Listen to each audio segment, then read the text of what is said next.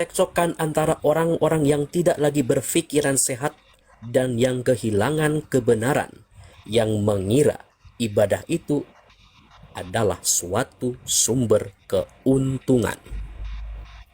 Oke, Sang Bater, kita pelan-pelan masuk ke dalam posisi nanti. Kenapa sih patung dalam perjanjian baru juga? Apa posisi penyembahan dalam perjanjian baru? Supaya kita masuk posisi patung di dalam kekatolikan. Bisa mengerti, Om Bater? Saya masih uraikan logikanya ke arah mana supaya bisa sampai kepada patung. Sang Bater, namanya Sang Bater, dia harus mengerti loh. Saya sedang melakukan sebuah posisi untuk sampai di patung tuh kenapa di dalam kekatolikan. Bisa mengerti. Jadi Om Bater, sebentar Om Bater bisa omong. Saya selesaikan dulu arahnya kemana supaya seperti yang ketika Yesus, para rasul dan orang gereja perdana masuk bait suci, mereka lihat patung. Tetapi ketika Yesus masuk ke bait suci, walaupun dia lihat patung kerubim, dia bilang tidak pernah kita mengatakan runtuhkanlah patung itu, hancurkanlah kerubim itu. Tidak. Justru yang dia hancurkan, yang dia buang adalah meja-meja penukaran uang. Karena orang menjadikan uang sebagai ilah di situ. Bukan datang menyembah dia, melainkan lebih penting uang daripada menyembah dia. Ini yang sangat berbahaya. Karena itu kita harus mengerti di sini apa itu penyembahan. Sang Bater, karena di dalam dalam Keluaran 20 ayat 5 omong tentang kau jangan sembah patung itu atau berhala itu. Karena itu Sang Bater, saya mau tanya engkau jelaskan secara biblis unsur-unsur penyembahan. Secara biblis, unsur-unsur penyembahan itu apa saja? Kira-kira ada 3 unsur penyembahan. Karena itu saya mau tanya dulu Sang Bater, apa itu unsur penyembahan? Supaya kita bisa melihat apakah patung dalam kekristenan Katolik itu atau ortodoks ikon itu adalah penyembahan berhala atau tidak. Karena itu Sang Bater, sekarang engkau harus menjelaskan kepada saya atau kepada kami yang di sini unsur-unsur penyembahan yang ada di dalam kitab suci. Kalau ditanya silakan. saya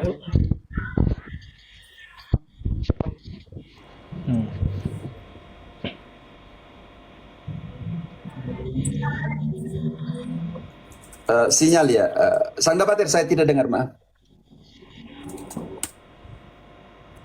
Halo. Pastor, terima kasih. Maaf ya, sinyal saya agak jelek kayaknya. Santai saja. Oke, silakan. Jauh. Iya, agaknya kayaknya sinyal. Oke. Halo Pastor, udah kedengaran suara saya? Dengar. Siap. Jadi kalau dibilang mengenai penyembahan itu, yang saya pahami adalah pertama sujud. Sujud itu memang bentuk sebuah penyembahan. Ya, sujud itu bentuk sebuah penyembahan yang nyata. Baru yang kedua, dia berbakti. Berbakti kepada benda tersebut. Contoh, benda tersebut tidak bisa diperlakukan dengan cara sembarangan. Dan benda tersebut hanya ada satu-satunya. Baru yang kedua, beribadah. Beribadah kepada benda tersebut. Contoh, ibadah itu tidak lengkap kalau benda tersebut misalnya tidak ada. Ya, contoh, saya pergi katakanlah ke terminal. Tiba-tiba saya mau beribadah. Saya harus mencari di mana letak benda tersebut ada. Dan saya harus sujud ke arah benda tersebut. Itu artinya saya sudah menganggap dia sebagai berhala. Karena tanpa adanya benda itu dan tanpa menghadap kepada dia, saya tidak dikatakan sedang beribadah atau berdoa kepada Tuhan. Tetapi kalau ketika saya membuat sebuah patung, ya, dan ketika saya pergi jauh dari patung itu dan saya tidak perlu mencari di mana dia, itu saya dikatakan tidak berbakti dan beribadah kepada dia, bahwa itu bukan berhala saya. Itulah kira-kira gambarannya, Pastor. Oke. Sekarang sangat penting penyembahan dan kultus liturgis. Harus mengerti itu dulu. Jadi bagi orang Israel harus ada 3 unsur dalam penyembahan. Imam, altar, dan kurban. Keluaran 29 ayat 36-37 mengungkapkan 3 unsur penyembahan yang harus 3 unsur yang harus ada dalam penyembahan kepada Allah. Altar, kurban, dan imam. Baik, Keluaran 29 ayat 36. Tiap-tiap hari haruslah engkau mengolah seekor lembu jantan menjadi kurban penghapus dosa untuk mengadakan pendamaian. Dan haruslah kau sucikan mezbah itu dengan mengadakan pendamaian baginya. Haruslah engkau mengurapinya untuk menguduskannya. 7 hari lamanya haruslah engkau mengadakan pendamaian bagi mezbah itu. Haruslah engkau menguduskannya, maka mezbah itu akan menjadi maha kudus. Dan siapa Setiap- yang melakukan penyembahan itu? Altar sudah dikatakan kurban anak domba. Tapi sekarang siapa yang harus merayakan ibadah penyembahan itu? Ayat 35. Ayat 35. Maka haruslah kau perbuat demikian kepada Harun dan kepada anak-anaknya, tepat seperti yang kuperintahkan kepadamu. Selama 7 hari haruslah kau tahbiskan mereka. Jadi sang debater untuk mengkategorikannya sebagai penyembahan kepada Allah harus punya unsur altar, harus punya unsur imam, dan harus punya unsur korban. Sandingkan ke Ibrani 9 ayat 6. Siapa yang melakukan ritus penyembahan? Ibrani 9 ayat 6. Demikianlah caranya tempat yang kudus itu diatur. Maka para imam senantiasa masuk ke dalam kemah yang paling depan untuk melakukan ibadah mereka. Tetapi Sang debat ke dalam cukup. Ya. Nanti kemah Maha Kudus dan semuanya itu. Karena itu di dalam Roma 15 ayat 16 TB2 terjemahan sedikit bagi saya ya, lebih bahasa Spanyol, maaf saya kadang lebih jujur. Di dalam Roma 15:16 kita akan mengetahui siapa itu Santo Paulus. Oke, Roma 15 ayat 16 TB2. Untuk menjadi pelayan Kristus Yesus bagi bangsa-bangsa lain sebagai imam dalam pemberitaan Injil Allah, supaya bangsa-bangsa lain dapat diterima oleh Allah sebagai persembahan yang berkenan kepadanya, yang disucikan oleh Roh Kudus. Karena dia imam, sang debater, di situ dikatakan Santo Paulus itu pendeta atau imam? Yang barusan kita baca. Imam. Imam. Tugasnya seorang imam ada di mana? Karena dia ada tugasnya di situ, dia punya hak. Di dalam 1 Korintus 9 ayat 13. Dia melayani apa? 1 Korintus 9 ayat 13. Tidak tahukah kamu bahwa mereka yang melayani dalam tempat kudus mendapat penghidupannya dari tempat kudus itu? Dan bahwa mereka yang melayani mezbah mendapat bagian mereka dari mezbah itu? Sang debater, pertanyaan saya dengan kejujuran karena sikapmu sangat baik, berjujur. Saya senang, saya bangga. Bangga ada orang ke kiri Protestan seperti itu. Di situ Paulus menekankan pelayan mezbah, pelayan altar, pelayan tempatku kudus. Secara biblis teologis siapakah pelayan mezbah itu? Imam atau pendeta? Imam. Imam. Imam. Maaf Pastor, sebenarnya Ya. saya, sebentar Pastor, dari dulu saya dengan tegas menolak pendeta. Dan itu selalu saya kumandangkan. Pendeta itu hanya ada di kuil-kuil. Itu dari dulu saya katakan. Bahkan saya katakan tidak ada pendeta agung. Yang ada adalah gembala agung atau imam agung. Jadi kalau Tuhan Yesus datang nanti, pendeta ini ke neraka semua. Dan mereka itu tidak Jangan nanti mereka marah engkau Ya. lah. Nah, itu dari dulu orang sudah paham. Saya selalu mengatakan, ya katakannya tidak, katakan tidak. Selebihnya kan dari setan. Kita sepakat itu dulu Pastor ya. Ya Makanya benar. saya Ya, bilang ya, selalu tidak, saya tidak. Selebihnya kampanyekan, dari setan. hapus kata pendeta daripada Kristen Protestan di Indonesia. Entah bagaimana itu bisa masuk ke Indonesia. Saya, iya, saya selalu protes itu. Mereka Oke, pendeta itu bukan imam, tapi penjaga kuil. Selalu saya ungkapkan itu. Jadi oke. mohon pastor tidak usah disebut pendeta, karena saya pun tidak suka. Oh, oke, oke. Santai aja. Oke. Lanjut. Karena itu, dia adalah imam, tetapi imam menurut ritusnya siapa? Bisa mengerti, Om? Saya masuk ke sana supaya kita mengerti apa itu penyembahan, supaya bisa masuk ke patung. Karena selama ini, di dalam protestantisme yang radikal, ambigu antara patung dan penyembahan yang sesungguhnya.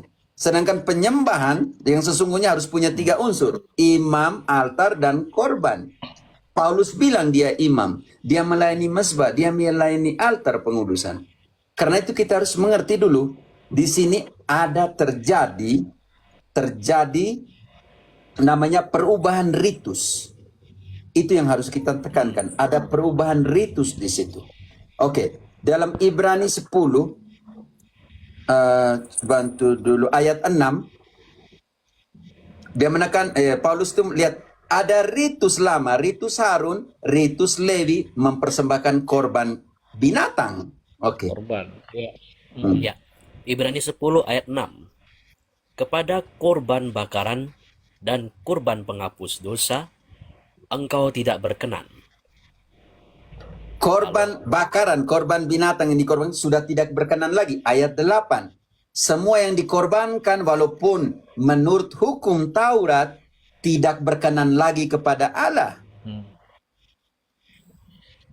Di atas ia berkata, korban dan persembahan, korban bakaran dan korban penghapus dosa tidak engkau kehendaki, dan engkau tidak berkenan kepadanya, meskipun dipersembahkan menurut hukum Taurat. Oke, sekarang ayat 9. Batalkan yang pertama, yang Harun dan Lewi itu, untuk menegakkan yang kedua atau tidak? Ayat berapa, Pater? Sorry, nggak kedengaran. Lanjut ya, Semangat nih. 9-nya. Lanjut 9-nya. Oh, 9-nya. Oke.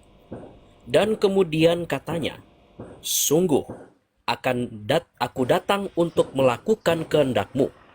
Yang pertama ia hapuskan supaya menegakkan yang kedua. Sekarang kita harus tahu, Lewi Harun sudah dihapuskan untuk menegakkan yang kedua. Kita belum tahu yang kedua ini apa. Ritusnya siapa? Ibrani 7 ayat 11-12. Ritusnya siapa? Harun telah diubah, telah dihapuskan, berubahlah hukum Taurat karena yang sekarang ritus apa yang dipakai? Ibrani 7 ayat 11. Karena itu, andai kata oleh imamat Lewi telah tercapai kesempurnaan, sebab karena imamat itu umat Israel telah menerima Taurat. Apakah sebabnya masih perlu seorang lain ditetapkan menjadi imam besar menurut peraturan Melkisedek, dan tentang dia tidak dikatakan menurut peraturan Harun? Sekarang tahan dulu, sang debatir. Artinya peraturan Harun sudah dihapus, sudah dirubah. Sekarang ayat 12 dirubah jadi peraturannya siapa? Ritusnya siapa? Sebab jikalau imamat berubah, dengan sendirinya akan berubah pula hukum Taurat. Melkisedek. Sekarang ritus Melkisedek. Dan ritus Melkisedek ini sampai kapan? Ayat 21. Tetapi ia dengan sumpah diucapkan oleh dia yang berfirman kepadanya, Tuhan telah bersumpah dan ia tidak akan menyesal. Engkau adalah imam untuk selama-lamanya. Menurut ritus Melkisedek, kalau kita baca terus sampai 16 lalu ke 21. Oke, sekarang pertanyaan saya untuk sang debatir. Saya senang yang gini. Kenapa menurut ritus Melkisedek? Ya, sebab Yesus bukan dari garis keturunan Lewi, tapi Yehuda. Di Ibrani 7 itu kan sudah dijelaskan itu, Pastor. Kalau itu Oke. saya percaya. Ibrani 10 itu menegaskan bahwa korban hewan tidak berlaku lagi menurut hukum Harun, tapi dia diganti dengan Yesus satu kali untuk selamanya. Di Ibrani 7 itulah bercerita tentang bagaimana pengangkatan imam itu tidak lagi menurut hukum Lewi atau Harun, tetapi sudah Melkisedek. Dan satu-satunya orang yang diangkat menurut hukum Melkisedek ya Yesus Kristus. Nah, Yesus Kristus itu adalah gembala yang baik, bukan pendeta yang baik. Dan itu selalu saya suarakan. Jadi jangan ada orang mengira saya potong saya sedikit. senang dengan kata Sang debater, pendeta. Itu enggak. Sang debater, engkau Ya, tidak silakan. menjelaskan pertanyaan saya. Kenapa dirubah dari Harun ke Melkisedek? Apa sih yang dibuat oleh Melkisedek? Ini yang engkau harus jelaskan kepada saya. Sebab Melkisedek itu adalah seorang Raja Salem yang kepadanya Abraham di Kejadian 14 itu menyerahkan 1/10 dari hasil perang dia kepada Melkisedek. Jadi dibuat di situ yang harus menerima perpuluhan adalah Lewi. Tapi Melkisedek melalui Abraham dia sudah memungut perpuluhan dari Lewi. Nah, itu Ibrani 7 intinya. Sang debater, saya potong di situ karena tidak menjawab pertanyaan saya. Kenapa Harun Lewi? Karena mereka mempersembahkan kurban binatang. Sekarang diubah jadi ritus Melkisedek. Kalau itu pertanyaan saya, kalau Harun dan Lewi mempersembahkan binatang, Melkisedek mempersembahkan apa sebagai kurban?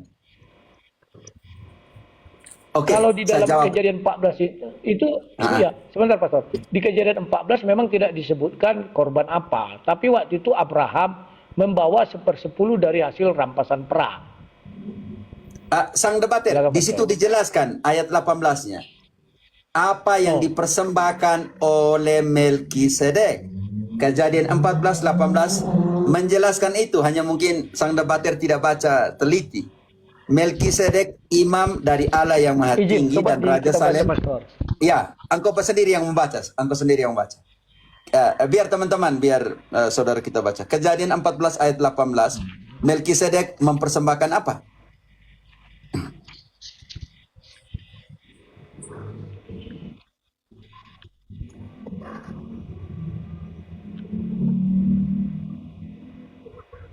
Ini agak lelet punya aku nih. Izin Pastor dibacakan aja sama Oh ya, Pak silakan. Frater tadi. Punya aku agak lelet. Ya, Frater, silakan. Oke, baik. Ya, saya aja ya. Kejadian 14 ayat 18. Melkisedek, Raja Salem, membawa roti dan anggur. Oh, Ia seorang imam Allah yang maha tinggi. Segitu jawabannya, sang debater. Karena itu dalam malam perjamuan terakhir, Siap, Yesus siap. buat apa?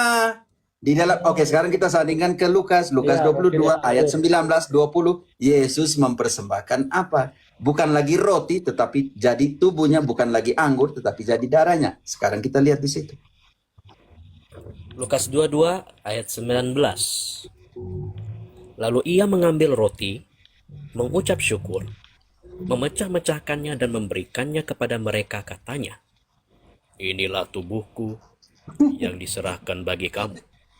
Perbuatlah ini menjadi peringatan akan aku. Sekarang ayat 20, Yesus ambil anggur itu dan dia bilang apa? Demikian juga dibuatnya dengan cawan sesudah makan. Ia berkata, cawan ini adalah perjanjian baru oleh darahku yang ditumpahkan bagi kamu. Sekarang para rasul mengikuti lanjut atau tidak? Kita lihat yang tadi malam, mungkin Om Sang Debater tidak lihat bagaimana LR naik dan saya rasa kaget juga ya, ada protestan yang seperti itu yang omong tidak pernah mendengarkan. Oke, sekarang kita lihat apakah para rasul meneruskan atau tidak seperti yang Yesus buat, seperti ritus Melkisedek, roti dan anggur. Yesus juga mempersembahkan roti dan anggur, tapi bukan lagi roti sebagai roti, roti jadi tubuhnya, anggur jadi darahnya. Apa yang dikatakan oleh Santo Paulus? Kita harus melanjutkannya itu atau tidak? Oke, 1 Korintus 11 ayat 23. 1 Korintus 11 ayat 23. Melanjutkan. Sebab Yes. apa yang telah dari Tuhan, yaitu Yang kuteruskan adalah yang kuterima dari Tuhan. Artinya, Sang Debater, engkau harus meneruskan itu atau tidak? Kalau Santo Paulus bilang begitu. Yang kuteruskan, Meneruskan. tetapi ada persoalan di sini, Sang Debater. Santo Paulus berada di dalam malam perjamuan terakhir? Tidak. Enggak. Lalu bagaimana dia bilang yang kuterima? Karena disitulah yang kita namanya tradisi penerusan. Berpegang teguhlah kepada apa yang kami teruskan kepadamu, baik lisan maupun tertulis. 2 Tesalonika 2 ayat 15.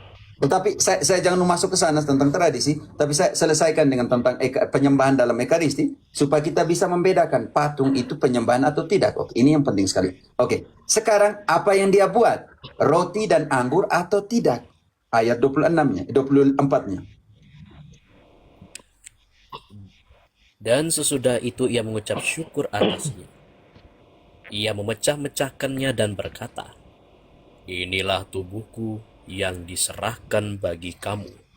Perbuatlah ini menjadi peringatan akan aku." Yesus suruh engkau berbuat, melanjutkan perbuatan itu. Sang batin melanjutkan. Sekarang Paulus menekankan 2 kali loh. Sedangkan Lukas hanya 1, lakukanlah itu. Paulus menekankan di 24 dan di 25, lakukanlah itu. Sebagai peringatan 2 kali Paulus menekankan. Artinya prioritas, penekan betapa pentingnya. Sekarang 25. Demikian juga ia mengambil cawan sesudah makan, lalu berkata, "Cawan ini adalah perjanjian baru yang dimateraikan oleh darahku. Perbuatlah ini setiap kali kamu meminumnya menjadi peringatan akan aku." Karena itu bukan simbol, Om Debater. Pertanyaan saya, kalau begitu sampai kapan kita melakukannya itu? Ya ayat 26 sampai dia datang lagi.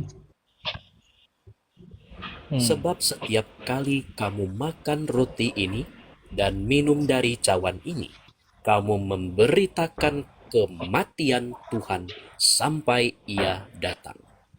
Apakah yang kita makan itu roti sebagai roti dan anggur itu sebagai anggur? Ayat 27.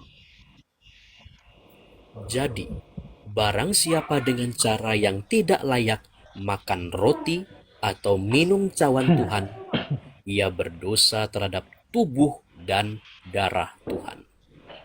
Tanda batir, kalau itu adalah simbol saja, maka tidak berdosa kepada tubuh dan darah, melainkan kepada roti dan anggur. Setiap kali kamu makan itu, kamu harus mengakui. Ini penting sekali, kata mengakui, ayat 29. Karena barang siapa makan dan minum tanpa mengakui tubuh Tuhan, ia mendatangkan hukuman atas dirinya. Kenapa itu tubuh Tuhan? Kenapa itu darah Tuhan? Karena di dalam 1 Korintus 10 ayat 16. Maka saya bilang penyembahan sebenarnya seperti apa? Supaya Protestan yang lain jangan anggap bahwa patung itu adalah penyembahan berhala. Karena penyembahan utama dan satu-satunya dalam kekristenan Katolik adalah Ekaristi. Karena kehadiran dia nyata di sana. Kenapa itu tubuhnya? Kenapa itu darahnya? 1 Korintus 10 ayat 16 menjelaskan. Bukankah cawan pengucapan syukur yang atasnya kita ucapkan syukur adalah persekutuan dengan darah Kristus? Bukankah roti yang kita pecah-pecahkan adalah persekutuan dengan tubuh Kristus?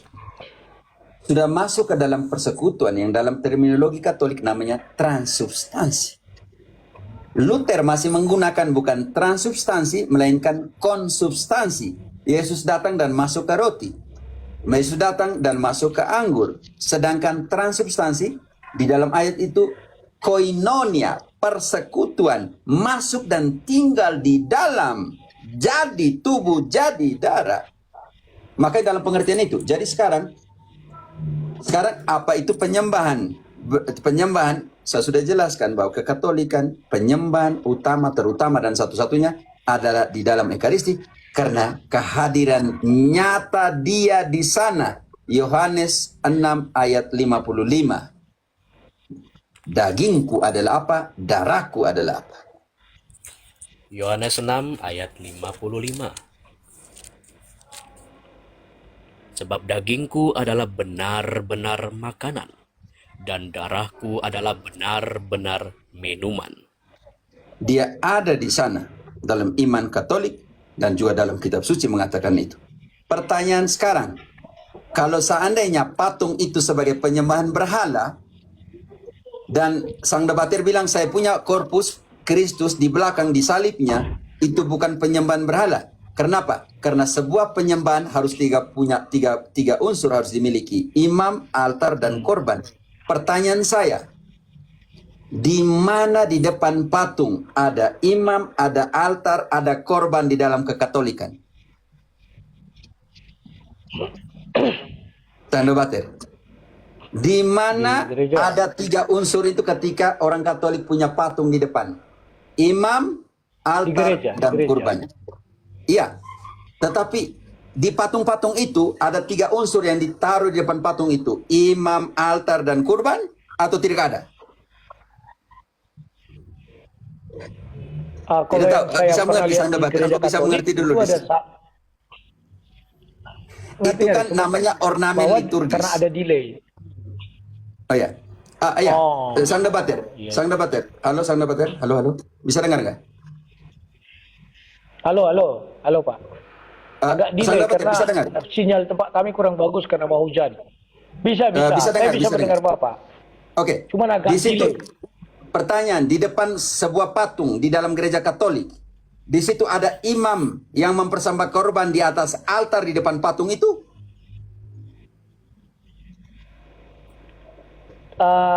Kalau dibilang iya. Kenapa? Kalau posisi ya. Engkau buktikan, engkau buktikan setiap itu. saya lihat, ya makanya aku jelaskan. Ada patung pastornya di depan altar memecah-mecah roti, dan nanti dia maju ke depan, hostinya itu dikasih sama jemaat. Itu yang saya saksikan. Tidak, Kan ngomong ada di tentang belakang patung. ini ada sebagai simbol. Ya, itu ornamen, namanya ornamen liturgis, pituats, teselem. Tapi Ya, di situ tidak itu pernah yang ada saya lihat ada unsur ornamen. liturgis, tetapi tidak ada unsur altar, kurban, dan imam di depan sebuah patung. Tidak akan pernah di dalam kekatolikan. Karena penyembahan itu kepada Allah, bukan kepada patung.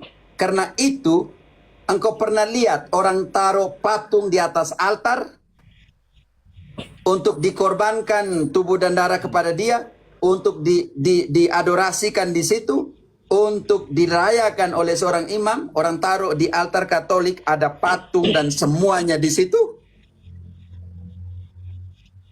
Atau kita buat pembanding di sini, damai sertamu Yang teman-teman kecil Katolik. sering saya lihat ada pastor yang Itu- kecil. Ya, itu Ada salib di depan pastor imam. patung kecil itu, korpus kecil. Ditaruh di Korpus meja. tapi salib berhadapan kepada imam, supaya yang besar itu kepada umat, dan yang kecil itu kepada imam yang kami merayakan. Karena Ya. 1 Korintus 11 ayat 26, setiap kali kalian makan dan minum roti dan minum dari cawan itu, kalian mewartakan kematian Kristus. Karena itu di depan altar kecil ada salib yang punya korpus untuk selalu mengingatkan kami untuk memberitakan kematian Kristus. Tidak disembah, hanya untuk membantu kami para imam ketika kami angkat hosti dalam konsagrasi dan piala dalam konsagrasi. Kami juga lihat patung itu dan kami ingat pengudusan oleh tubuh Kristus, dan harus ketika kami angkat salib dan angkat tubuhnya, kami harus mewartakan selalu, memberitakan selalu kematian Dia yang menebuskan kami. Itu tidak ada untuk disembah.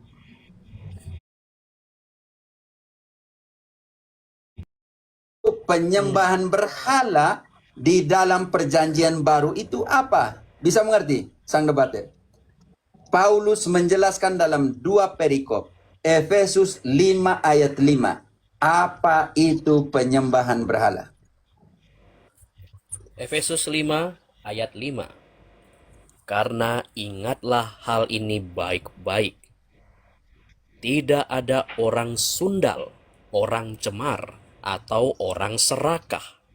Artinya penyembah berhala yang mendapat bagian di dalam kerajaan Kristus dan Allah. Sang debater, sekarang engkau mengerti penyembahan berhala spiritual ada 3 kategori. Orang apa, frater? Orang Sundal, Orang apa, frater? Cemar, Orang apa, frater? Rakah, Yang sama dengan apa, frater? penyembah berhala, Dan tidak mendapat bagian dalam kerajaan Kristus dan Allah. Kolose 3 ayat 5. Bukan hanya 3 unsur penyembahan berhala dalam konsep Paulus, tetapi ada 5 unsur yang dikategorikan sebagai penyembahan berhala.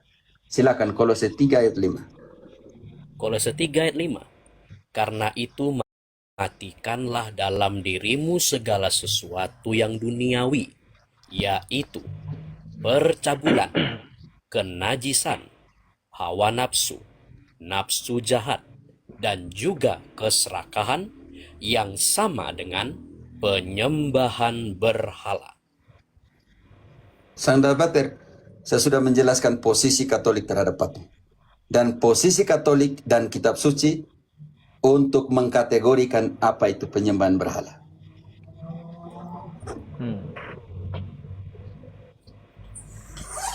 Ya. Saya meletakkan itu di dalam hati nurani dan kesadaran.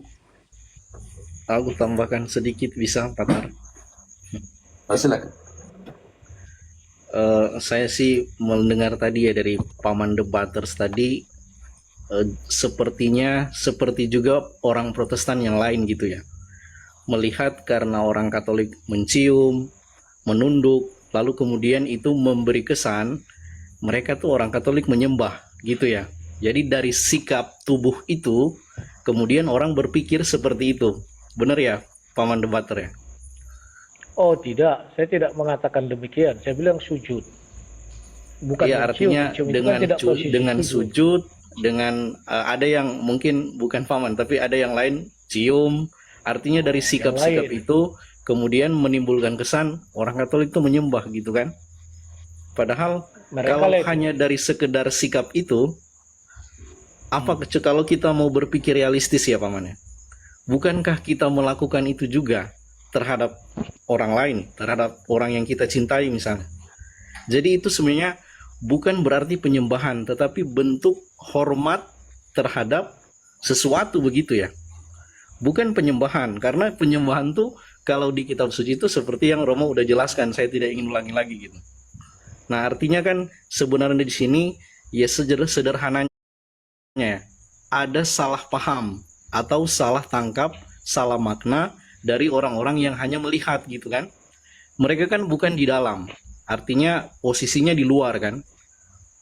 Artinya potensi untuk salah memaknai kan, karena bukan Katolik nih gitu.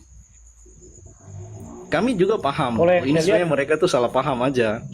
Biarkan Sandal Debater komen karena saya butuh pendapatnya setelah sekian lama saya omong. Ya, kalau saya lihat sebenarnya orang-orang Protestan yang mengatakan itu karena kurang sering baca kitab suci. Kalau saya dibilang saya sudah tahu di Bait Allah aja ada kerub. Apa susah-susahnya Yesus datang ke Bait Allah melihat kerub dan beribadah di depan kerub. Kalau itu saya sudah tidak permasalahkan karena saya bilang setiap ada orang Protestan atau Muslim mempermasalahkan itu, saya bilang kalau kau berbicara penyembahan, kalau saya betul ya ibadah yang dibilang pastor tadi betul, tapi saya lebih kepada begini, orang Katolik tidak pernah membutuhkan patung untuk berdoa. Benar sekali. Penyembah berhala, berhalanya itu di mana? Ya, kalau penyembah berhala, di mana berhalanya itu berada, dia harus mencari. Karena kalau dia tidak menghadap kepada berhala itu, dia dianggap tidak sedang beribadah. Dan dia harus berbakti kepada berhala itu. Pada saat-saat tertentu dia diwajibkan harus menyembah berhala itu. Sementara orang-orang Katolik, saya sudah lihat kakak saya kan Katolik. Kakak saya anak nomor 1, saya nomor 3. Abang saya Katolik. Saya lihat mereka misalnya kami pergilah kemarin ke Yogyakarta. Nggak ada dia mencari mana patung Yesus. Saya mau berdoa. Nggak ada. Kalau penyembah berhala itu harus dicari dia. Oh patung Yesus itu misalnya di arah barat atau di tenggara atau gimana lah. Ya saya menghadap ke sana lah. Sementara orang Katolik tidak begitu. Tapi di dalam gereja wajar dong ada ornamen. Saya sudah tegaskan itu. Karena di dalam Bait Allah pun ada ornamen namanya patung kerub. Itu saja kadang, ini maaf dulu ya Pastor ya, ada memang orang Protestan ini yang sok-sok tahu tapi baca Alkitabnya nggak sampai kepada kerub itu. Dia kira kerub memang ada juga di dalam tabut kecil.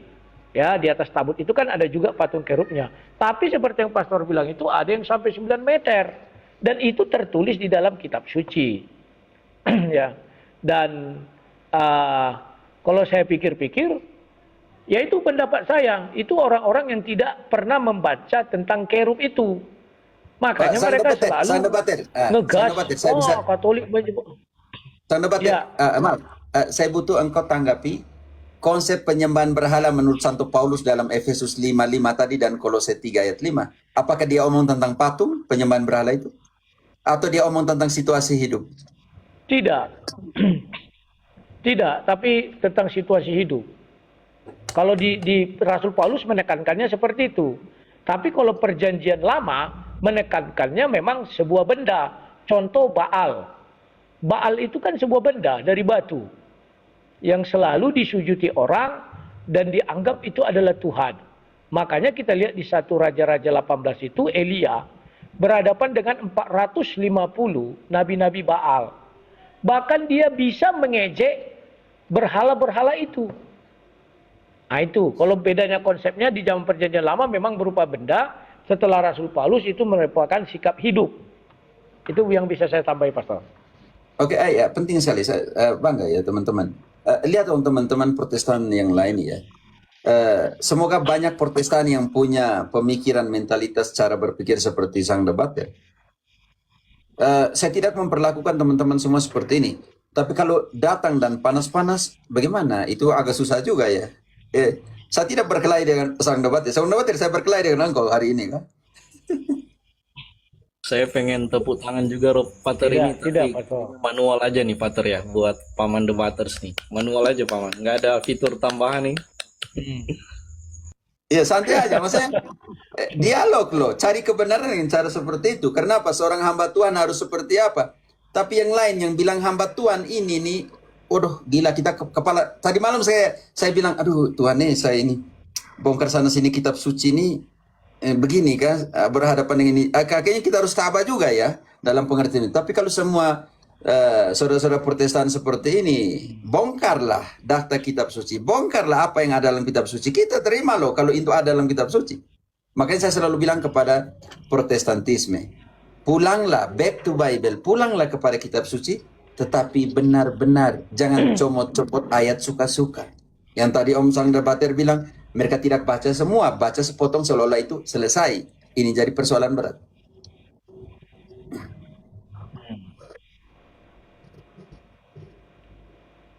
Oke. Ya, Pastor. Roy, nah, sekarang teman-teman silakan. Kita kembali ke tadi mengenai izin Pastor. Kita kembali kepada Maria tadi karena saya tertarik loh. Bahwa sebelum Yesus waktu peristiwa penyalipan Yesus mengatakan ini adalah ibumu, maka murid-murid membawa Maria ke rumahnya. Kalau penerapan sekarang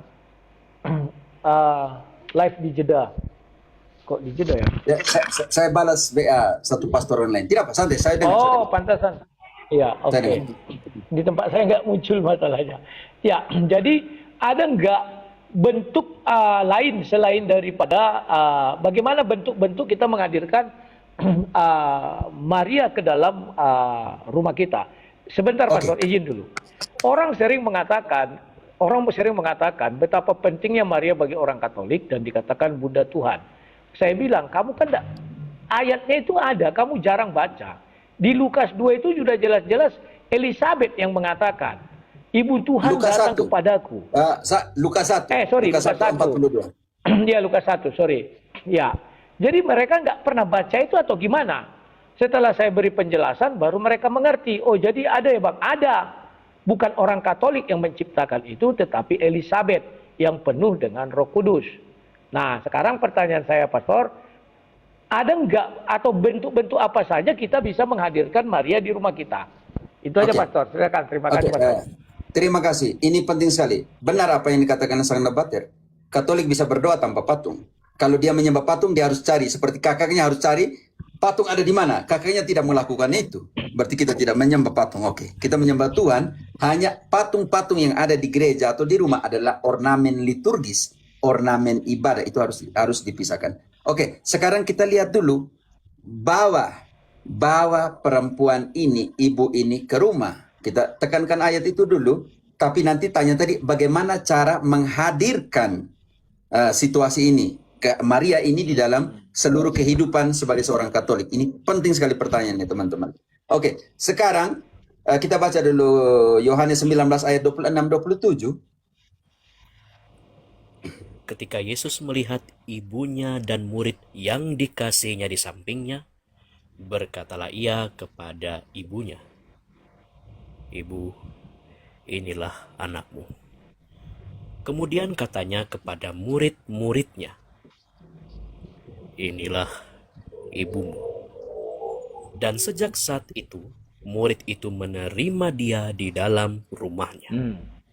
Itu menerima dia. Sekarang mulai dari situ. Mulai saat itu, murid itu menerima dia di dalam rumahnya. Wow. Apa kata Maria di dalam Kidung Maria? Lukas 1 ayat 46 mulai dari 46 mulai dari 46. Lalu kata Maria, "Jiwaku memuliakan Tuhan, dan hatiku bergembira karena Allah juru selamatku. Sebab ia telah memperhatikan kerendahan hambanya. Sesungguhnya, mulai dari sekarang, segala keturunan akan menyebut aku berbahagia." Sang debater, engkau adalah bagian dari segala keturunan itu?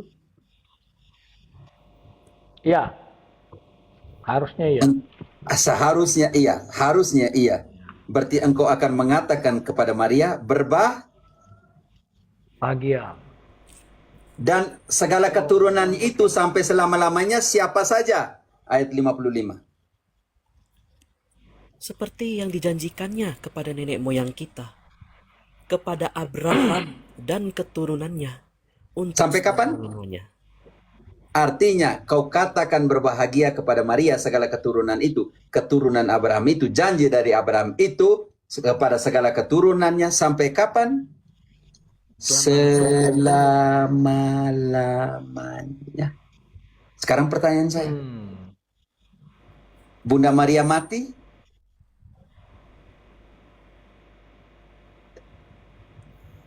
Sang debater, Bunda Maria mati? Kalau menurut saya tegas mengatakan Buddha 25. Mati atau tidak? Yohanes 11 ayat saya bilang tidak mati. Iya. Tidak mati karena Yesus sudah omong itu. Bukan saya yang ngomong, bukan debater yang ngomong. Yesus omong. Yohanes 11 ayat 25. Jawab Yesus, "Akulah kebangkitan dan hidup.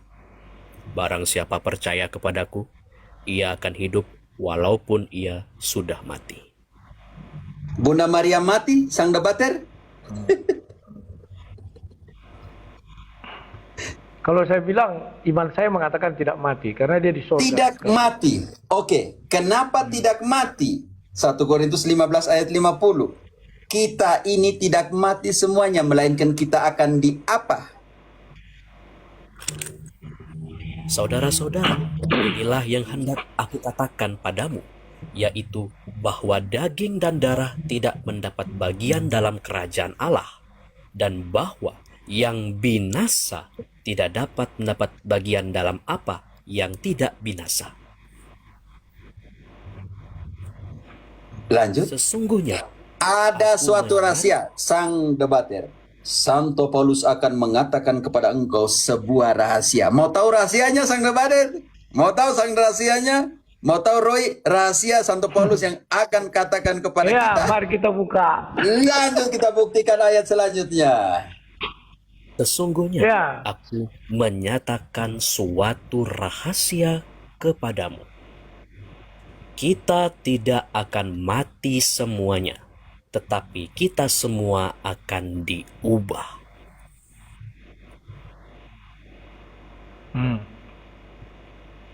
Dalam Lanjut. sekejap mata, pada waktu bunyi nafiri yang terakhir. Sebab nafiri akan berbunyi dan orang-orang mati akan dibangkitkan dalam keadaan yang tidak dapat binasa dan kita semua akan diubah. 53. Karena yang dapat binasa ini harus mengenakan yang tidak dapat binasa, dan yang dapat mati ini harus mengenakan yang tidak dapat mati. Sekarang lanjut ayatnya. Yang sudah di sana tidak bisa lagi mengenakan yang binasa, yang kita punya tubuh dan darah, daging dan darah ini. Dan sesudah yang dapat binasa ini mengenakan yang tidak dapat binasa, dan yang dapat mati ini mengenakan yang tidak dapat mati, maka akan genaplah firman Tuhan yang tertulis, maut telah ditelan dalam kemenangan. Hai maut, di manakah kemenanganmu? Hai maut, Dan di manakah tengahmu? sekarang kita harus tahu kalau begitu kita tidak mati melainkan diubah. Diubah apanya? Diubah apanya? Filipi 3. Oh, mau ganti dengan Friska silakan. Filipi 3 20 21. Friska. Oke, Kak Friska, boleh. Filipi 3 ayat 21. 21. Oke, Romo.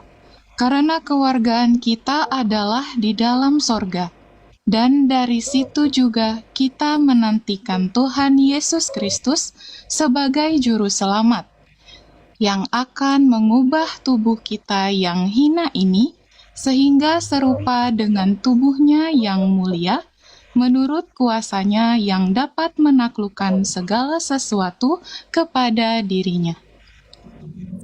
Sang debater, Maria mati atau tidak mati dari ayat-ayat yang kita baca? Diubah menjadi tubuh serupa dengan tubuh Kristus yang mulia atau tidak? Warga negara surga atau tidak? Yang tadi yang sudah dijelaskan tadi. Ya, kalau saya pastor, ayat saya bukan itu mengatakan Maria itu hidup. Tetapi Kejadian 3 ayat 15. Izin Ibu Priska tolong dibaca Kejadian 3 ayat 15. Itu peristiwa salib sudah. Nanti saya bawanya kemana? Karena di situ omong permusuhanmu dan permusuhannya, menginjak kepalanya dan tidak. Itu larinya kemana? Ini beda. Sementara saya selesaikan di situ, nanti itu tema Sebentar, beda. Pastor. Ayo. Itu tema sangat berbeda dengan Maria hidup atau mati. Oke, silakan. Kejadian 3 ayat 15. Ya, enggak, sebentar Pastor, aku ya tahu. Maksudku sebentar. Jadi saya mengambil dari Kejadian ayat 15, ya. Beres kawan. Aku akan mengadakan permusuhan antara engkau dan perempuan ini, antara keturunanmu dan keturunannya. Keturunannya akan meremukkan kepalamu, dan engkau akan meremukkan tumitnya. Silakan Bapak debater. Ya, dari ayat itu kan jelas bahwa bahwa permusuhan itu kekal. Bahwa dikatakan di situ keturunan perempuan. Siapa perempuan itu? Perempuan itu adalah Maria.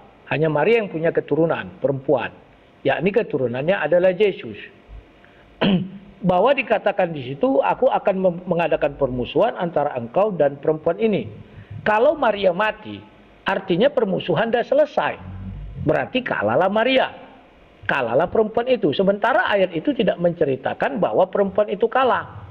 Makanya sampai menurut iman saya, sampai hari ini, baik Hawa maupun Maria itu tak mati. Karena dia hidup untuk tetap melakukan permusuhan dengan iblis. Ah, itu kira-kira gambaran saya. Sang debater penting sekali. Sang debater sudah dahulu kan? Oke, saya dahulukan ini. Saya dahulukan di sini. Tetapi perempuan itu mempunyai keturunan yang lain. Tetapi keturunan yang lain itu punya dua kriteria. Wahyu 12 ayat 17. Ingat, yang pertama, siapa yang benci perempuan itu? Tetapi kita baca dulu di ayat ini. Wahyu 12 ayat 17.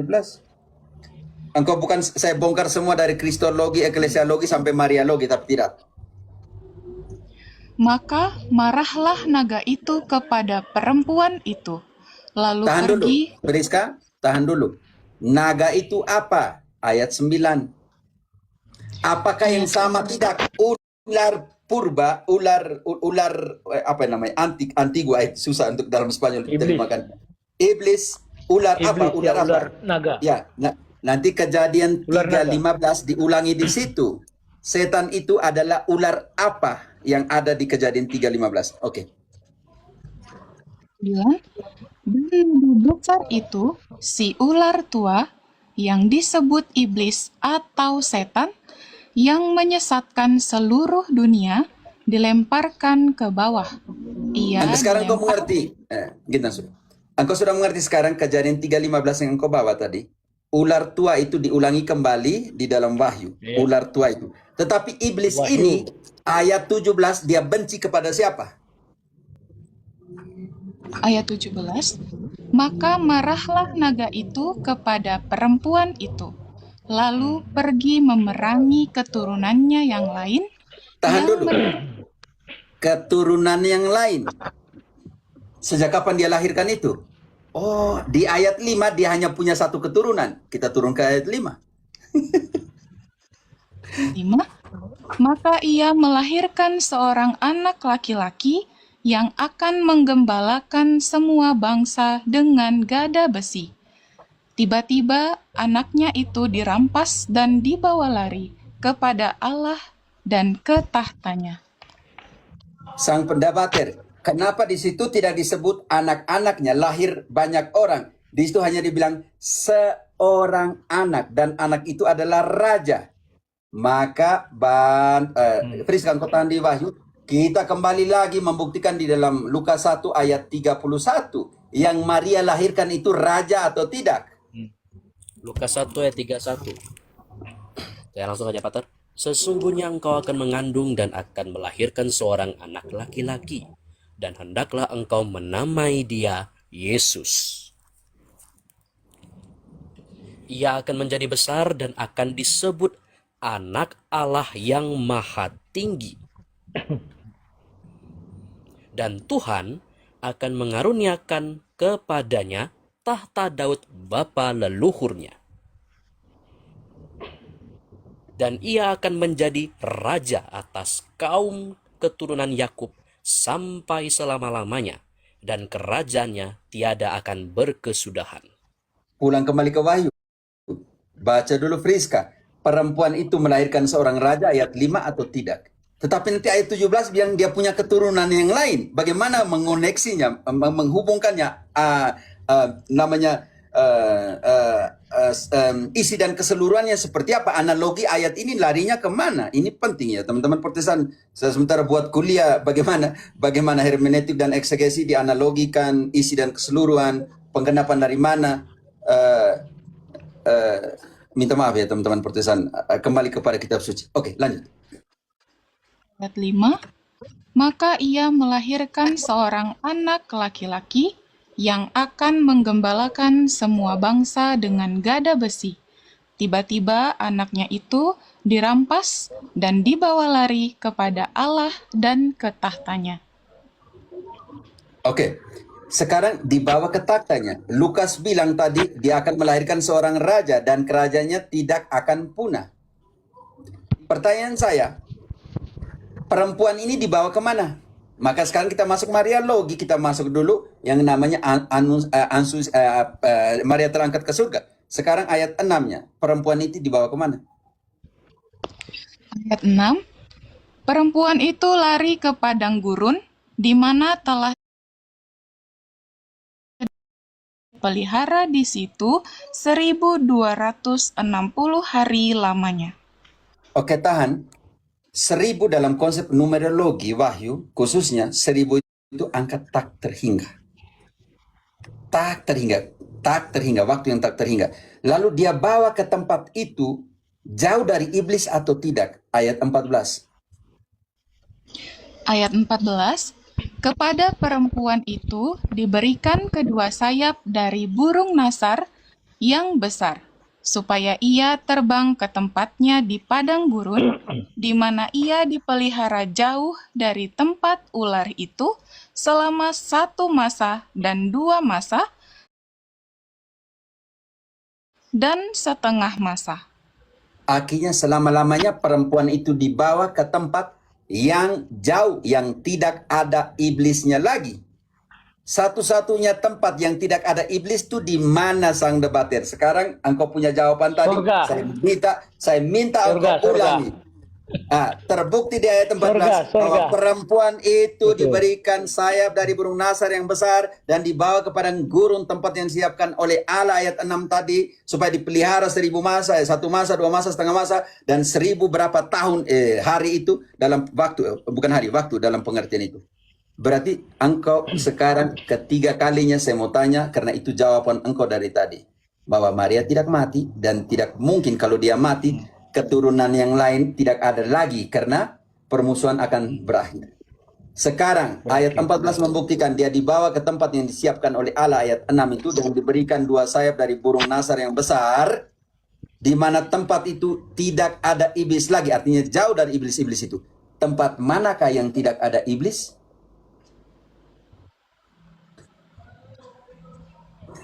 Tempat manakah, Om Debater, yang tidak ada iblis? Halo? Surga, Halo? surga. Surga. Artinya, Surga, Sang surga, Debater. surga. Oke, nanti saya tidak Iya. mau sentuh kemana. Saya tidak, ini Immaculata, Mariologi tentang anunciasi, tentang diangkat ke surga. Semua Mariologi itu berkaitan satu sama lain. Sekarang kita fokus kembali ke ayat 17. Di situ ada dia benci kita, karena engkau sudah ambil 3:15 tadi dari Kejadian, maka sekarang kita harus kupas di situ.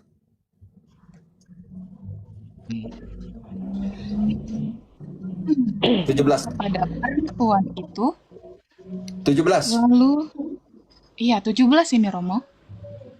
Maka marahlah naga itu kepada perempuan itu, lalu pergi memerangi keturunannya yang lain, yang menuruti hukum-hukum Allah dan memiliki kesaksian Yesus.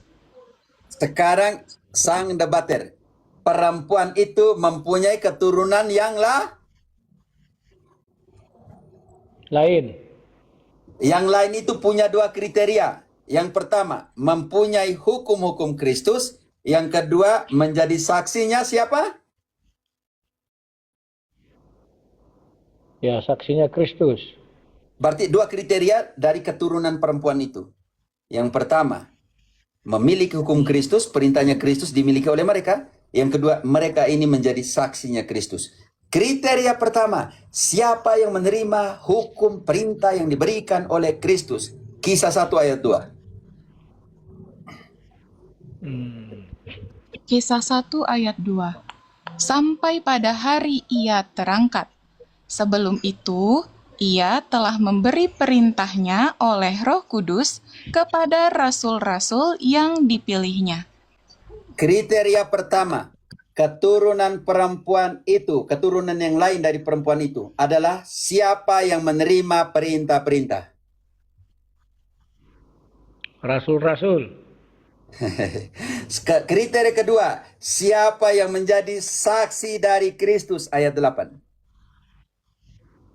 Ayat 8, tetapi kamu akan menerima kuasa kalau Roh Kudus turun ke atas kamu, dan kamu akan menjadi saksiku di Yerusalem dan di seluruh Yudea dan Samaria dan sampai ke ujung bumi. Engkau adalah keturunan dari Maria kalau engkau menerima perintah Yesus dan menjadi saksinya Kristus. Karena itu, Yohanes 19 ayat 27, mulai saat itu murid-murid itu membawa ibunya Yesus ke rumah. Pertanyaan saya, caranya bagaimana? Ikut perintah Yesus, jadi saksi Yesus. Sebab perempuan itu bilang, lakukanlah apa yang dia perintahkan. Maria tidak buat mujizat. Yohanes 2 ayat 5. Katakan kepada kita, murid-murid yang terkasih, saksi Kristus, yang menerima perintah Kristus, lakukanlah apa yang Yesus perintahkan. Yohanes 2 ayat 5, tetapi Ibu Yesus berkata kepada pelayan-pelayan, apa yang dikatakan kepadamu, buatlah itu. Maria tidak buat mujizat. Maria hanya minta kepada kita, lakukanlah apa yang diperintahkan siapa? Yesus. Kalau engkau adalah keturunan dari perempuan itu, lakukanlah apa yang diperintahkan oleh Yesus. Tetapi karena engkau bilang Bunda Maria tidak mati dan ada di surga, maka ayat 3 dia akan omong dengan Yesus. Ayat 3, ketika mereka kekurangan anggur, Ibu Yesus berkata kepadanya, mereka kehabisan anggur. Karena Kata itu Yesus, Maria di dalam doa Salam Maria, doakanlah kami, karena tugas orang kudus ada di Wahyu 8 ayat 3 dan 4, membawakan doa-doa kita ke hadapan Allah.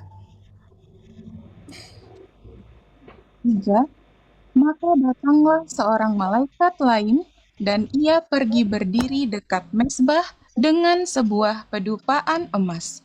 Dan kepadanya diberikan banyak kemenyan untuk dipersembahkannya bersama-sama dengan doa semua orang kudus di atas mezbah emas di hadapan tahta itu. Lanjut. Maka naiklah asap kemenyan bersama-sama dengan doa orang-orang kudus itu dari tangan malaikat itu ke hadapan Allah.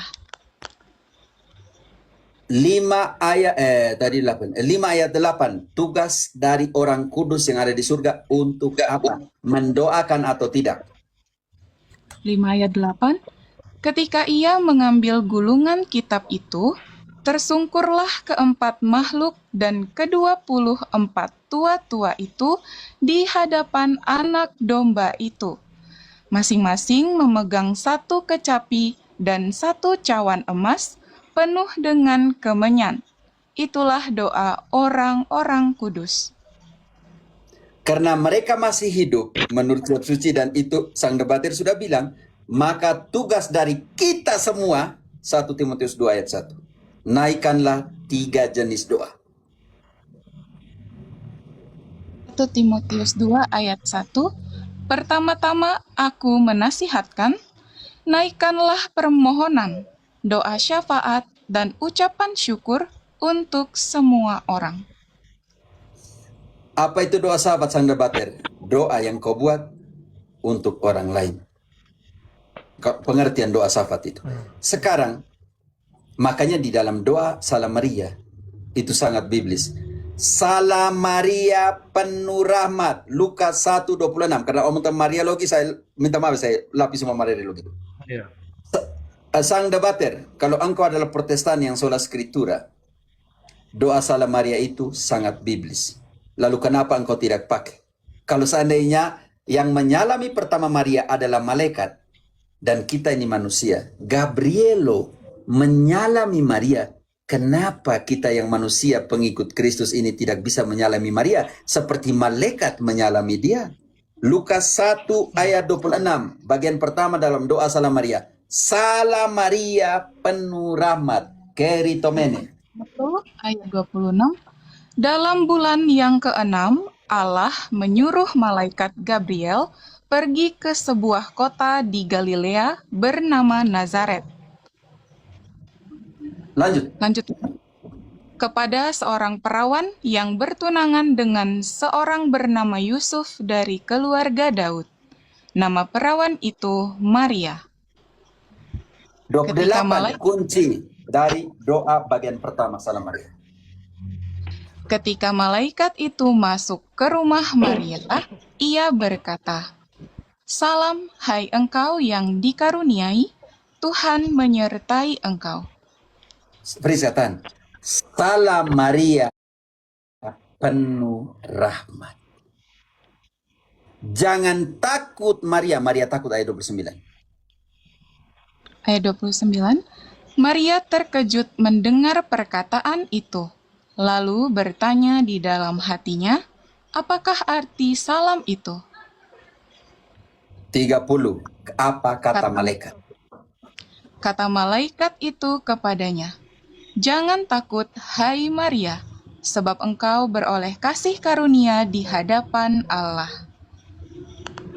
Sekarang saya mau tanya sang debater sebelum bagian kedua dari doa Salam Maria.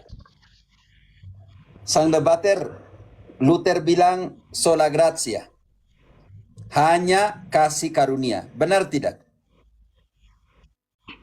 Ya, Dan engkau yakin itu sang Tapi debater sebagai kalau- Protestan? sebentar Pak. Bapak tadi kan nanya sama saya. Kita ulas dulu yang tadi. Berarti apa yang saya cakapkan tadi mengenai Kejadian 3 ayat 15 itu, saya sepahaman dengan Bapak bahwa Maria itu sudah di dalam kerajaan sorga. Karena Ya. selama ini kaum Protestan sering menentang saya. Saya bilang kalian tidak memahami Alkitab. Kejadian 3 ayat 15 dikatakan, aku akan mengadakan permusuhan. Permusuhan itu nggak boleh berhenti. Kalau permusuhan itu sudah berhenti, berarti Maria, wanita itu sudah mati. Tidak ada lagi permusuhan, iblis sudah menang, saya bilang. Ya. Kemudian tadi saya mau jelaskan di Wahyu 12 itu, mengenai si ular tua. Dan ya puji Tuhan Bapak dengan saya tidak berseberangan. Dan sama-sama setuju. Biar ini menjadi pembelajaran bagi orang banyak. Karena orang ini kadang sulit menjelaskan bagaimana Maria itu berada di dalam alam maut atau sorga. Banyak orang mengatakan Maria di sorga. Alasannya Pak, karena dia Bunda Yesus. Bukan itu alasannya. Tetapi yang tadi itu Kejadian 3:15 merujuk kepada Wahyu 12 itu. Saya setuju itu Pak. Nah, Oke. sekarang sebentar. Mengenai yang sola sekolah gratia tadi yang bertanya. Nanti saya tanya kenapa Maria ada di surga. Itu nanti hal lain. Ya. Kalau mengenai, saya sebenarnya tidak penganut Protestan gimana ya, fanatik kali enggak. Sola-sola begini, semuanya saya pakai itu Pak. Ya, orang bilang sola scriptura, berarti harus apa yang tertulis, begini, enggak harus begitu juga.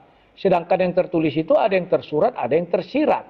Kalau harus tersurat, kita sering salah jadinya menafsirkan firman Tuhan itu. Harus kita lihat juga yang tersurat dan tersirat Pak. Ya kalau Bapak anggap saya seperti Protestan lain, itu nanti jadi keliru, jadi rancu.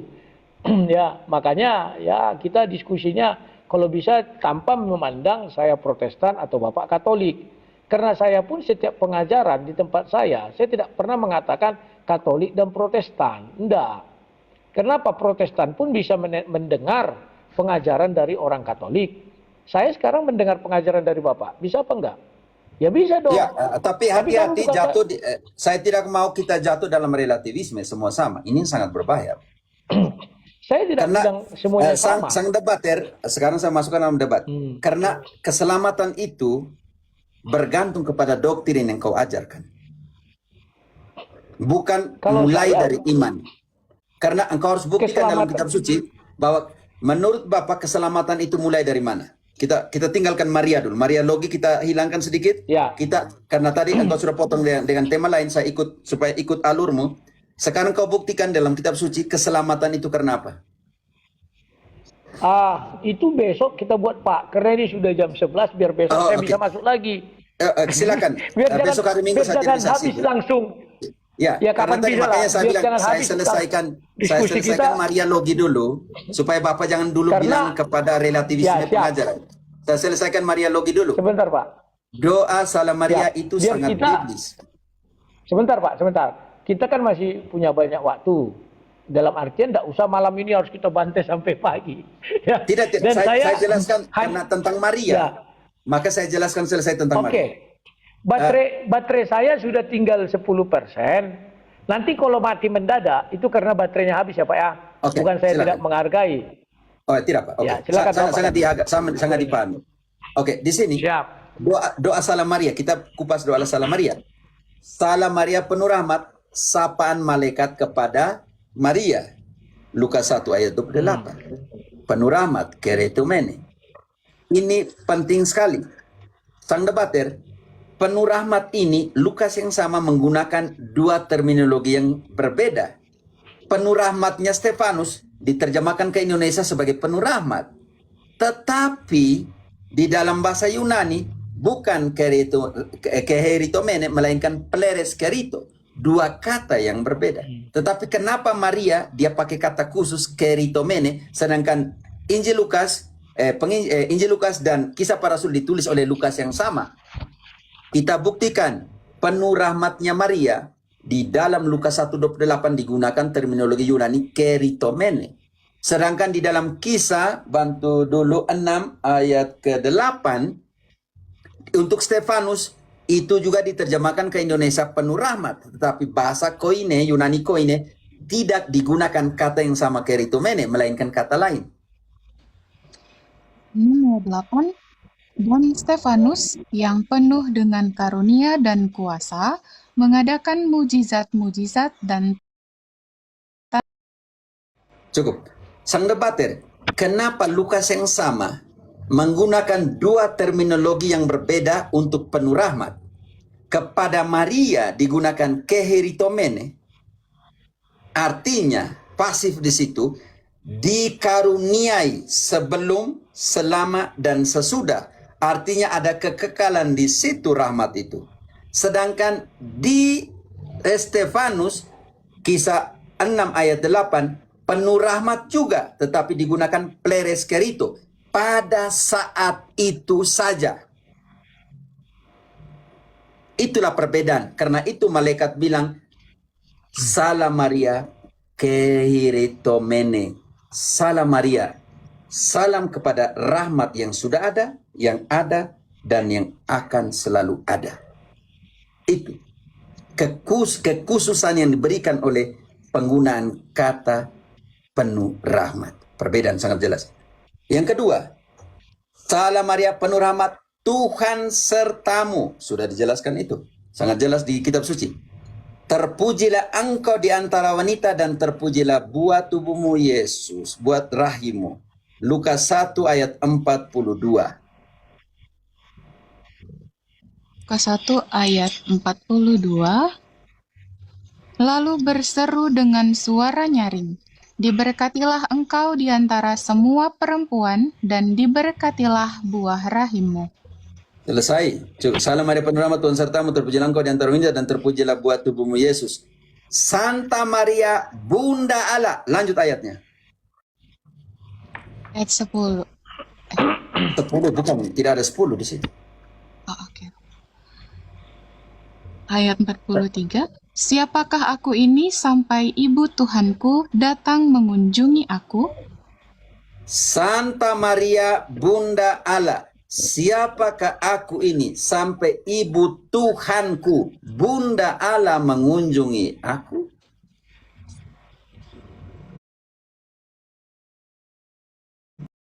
Sangat di situ nanti apa?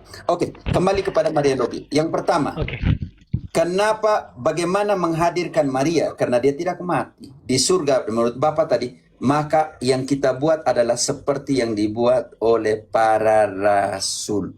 Berdoa bersama dengan Bunda Maria. Kisah 1 ayat 14. Kisah 1 ayat 14. Mereka semua bertekun dengan sehati dalam doa bersama-sama dengan beberapa perempuan serta Maria, ibu Yesus, dan dengan saudara-saudara Yesus. Mereka ini siapa? Ayat 13, para rasul. Daftar 11 para rasul berdoa dengan ibunya Yesus karena dia tidak mati. Tugasnya dia dan semua orang kudus adalah apa?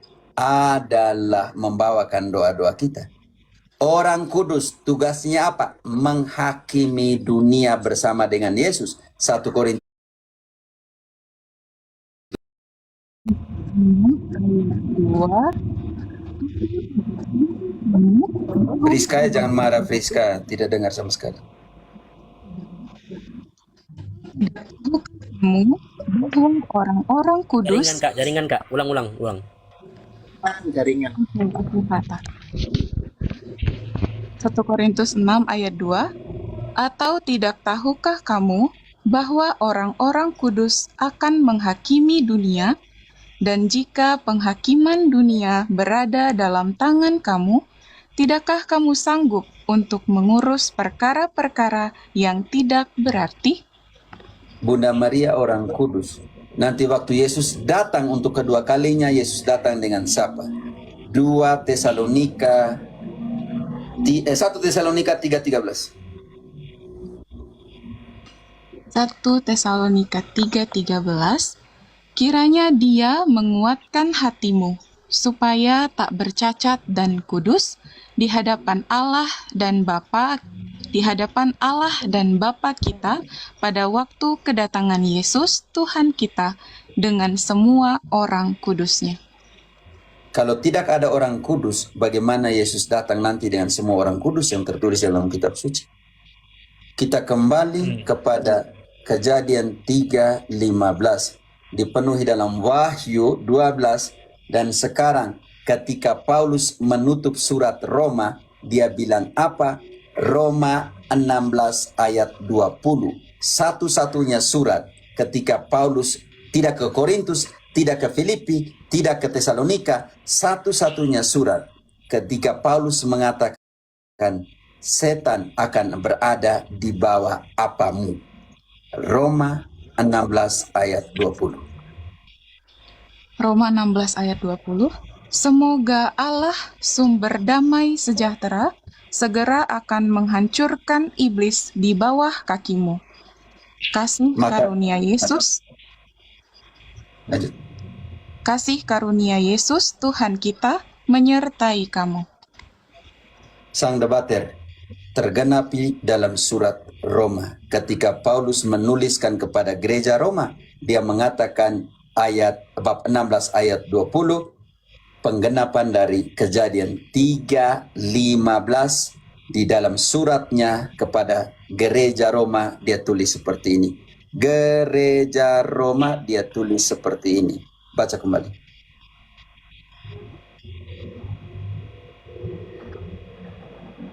Aduh, saya butuh itu. Ayat penting itu, tolong dong. Oke. Semoga Allah sumber damai sejahtera segera akan menghancurkan iblis di bawah kakimu. Kasih karunia Yesus Tuhan kita menyertai kamu. Mu di siapa? Mu itu siapa di situ, sang debater? Surat kepada gereja mana?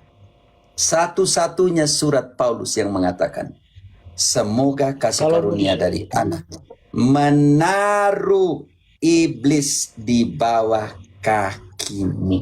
Satu-satunya. Engkau bisa bongkar di Tesalonika, Korintus, engkau tidak akan menemukan itu.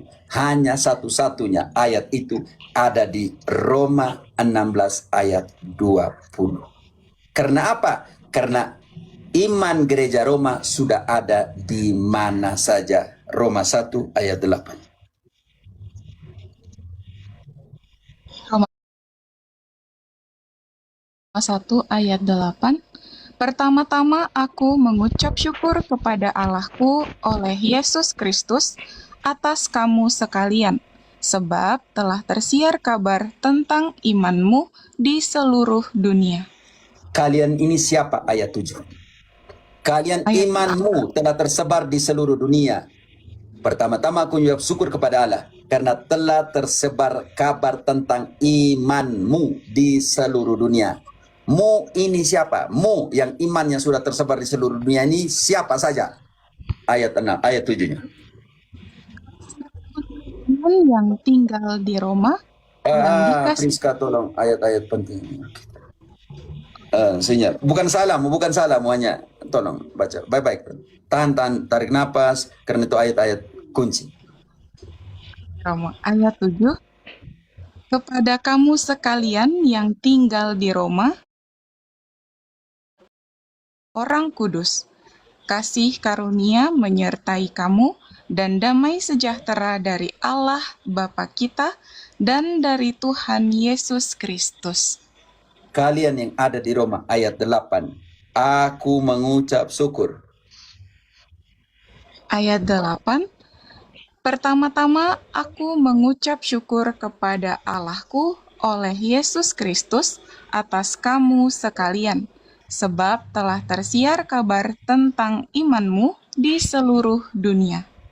Karena itu seluruh gereja menyapa Roma. Roma 16:16. Satu-satunya surat sang debater supaya kita baca analisa betul dan engkau bilang engkau suka baca kitab suci. Satu-satunya surat Paulus yang mengatakan Roma, kabar tentang imanmu telah tersebar di seluruh dunia. Roma, semoga kasih karunia dari Allah meletakkan ular, meremukan ular di bawah kakimu. Satu-satunya surat di dalam Roma 16:16 di mana seluruh dan semua gereja menyapa Roma. 16:16 Bersalam-salamlah kamu dengan cium kudus. Salam kepada kamu dari semua gereja Kristus. Seluruh gereja Kristus, satu-satunya surat Paulus yang mengatakan seluruh gereja Kristus menyapa Roma. Karena kabar tentang imanmu Roma sudah telah tersebar di seluruh dunia. Semoga kasih karunia Allah 16 tadi 16:20 meletakkan ular di bawah kakimu. Iblis di bawah kakimu. Maka ketika engkau ambil Kejadian 3:15, jangan lupa Roma 16 ayat 20. Siap. 16 ayat 20. Semoga Allah, sumber damai sejahtera, segera akan menghancurkan iblis di bawah kakimu. Kasih karunia Yesus Tuhan kita menyertai kamu. Sang debater, engkau bisa bongkar semua surat.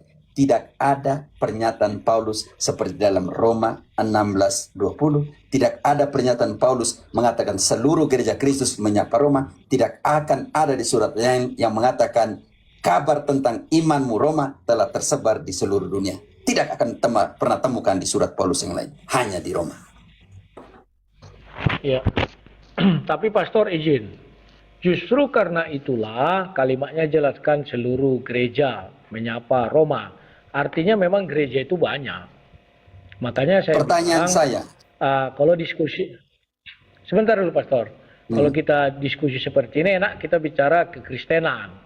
Kalau sudah ada nanti dikotomi antara Katolik dan Protestan, nanti jadi aku seperti tertuduh karena aku Protestan. Jadi diskusinya jadi kurang asik kan. Nah, berhubung waktu sudah jam 11:19, saya punya waktu, biasalah umur tua ini pastor. Nanti, Ya, nanti ketemu dari lain lah, santai aja. Jadi jam 11, izin dulu aku pastor ya. Besok kapan pastor naik lagi, live lagi, saya live.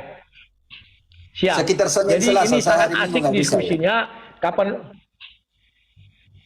Oke, nanti Senin Selasa atau Selasa lah, saya akan hadir lagi. Kita bahas lagi materi yang lain. Saya suka berdiskusi sama pastor ini. Ya, Beda karena tadi Om Debater bilang, Sang Debater bilang tentang gereja, maka kita bisa diskusi tentang eklesiologi. Kita bilang apakah Siap. Yesus punya satu gereja atau banyak gereja? Santai saja. Oke. Nah, nanti kita bahas lagi ya Pastor. Aku minta izin dulu. Lagian bateraiku sudah mau tewas dan juga apa? Salam hormat, Sang Debater. Sampai jumpa kawan-kawan semua ya. Makasih. Saya suka. Saya Salam, bangga salam dengan semua. teman-teman Protestan seperti ini. Oke, salam hormat. Izin Pastor. Tuhan saya memberkati. undur diri. Salam. Siap. Ya, salam. Terima kasih. Oke. Teman-teman, jangan pernah berpikir saya tukang berkelahi dengan Protestan nih. Lihat ada Protestan yang baik, saya tidak pernah berkelahi dengan mereka. Kita tunjukkan datanya mana. Saya lebih dewasa daripada MYM, TikTok, yang Deki Ngadas, yang buat viti-viti yang menyerang. Lebih baik dia seperti ini. Saya bangga dong ada Protestan seperti ini. Sedangkan hanya yang kita lihat masih ada sedikit relativisme yang harus kita kejar di situ. Tapi saya sangat berterima kasih untuk yang sangat terbuka ini. Karena kalau kita nanti omong eklesiologi tentang gereja, yang ini yang harus kita masuk keras. Halo Pastor. Halo, siapa?